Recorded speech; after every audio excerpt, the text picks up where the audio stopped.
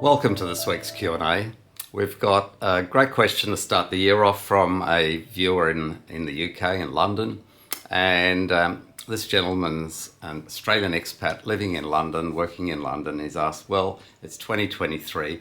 What should I be looking at? Should I be investing in shares or in property as my growth assets?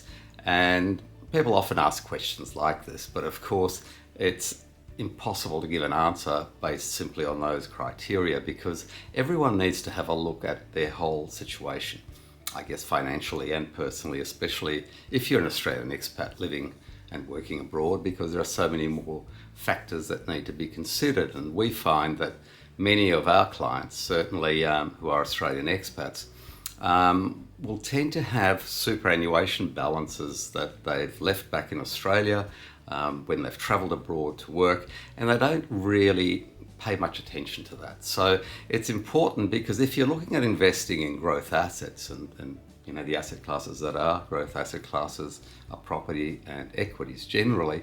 So it's important to look at that, because perhaps when you try and manage your overall position, you might find it's useful to look at positioning your superannuation funds with potentially more equities within those parameters, utilising, if you can, franking credits in Australia to reduce your effective tax rate even further within that environment, and then looking at purchasing property in a different manner and potentially using leverage to assist you with your overall long-term goals in terms of reaching better outcomes of capital growth and income and taxation. So all of those things need to be borne in mind, but we often find that people just forget about those situations they've left at home, and they may not have been reviewed for many, many years, and may be totally inappropriate to your current situation, what you're trying to achieve. So you've got to look at all of these things to make sure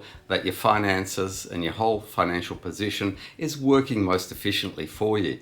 So if that's a roundabout answer, it's a good way though to start any new year, and 2023 will certainly be one of those, because it's going to be, I think, again, another difficult year in which to manage your money and manage your finances. So important to perhaps have someone look and assist you with some of those things to make sure you're getting as many efficiencies as you possibly can. If you found this interesting, then please subscribe to our YouTube channel and click like. And if you need any assistance on your own particular situation, don't hesitate to reach out, call us or email us, and we'll have someone get in touch with you. I'm Andrew Unterweger, and I'll see you at next week's Q&A. All the very best.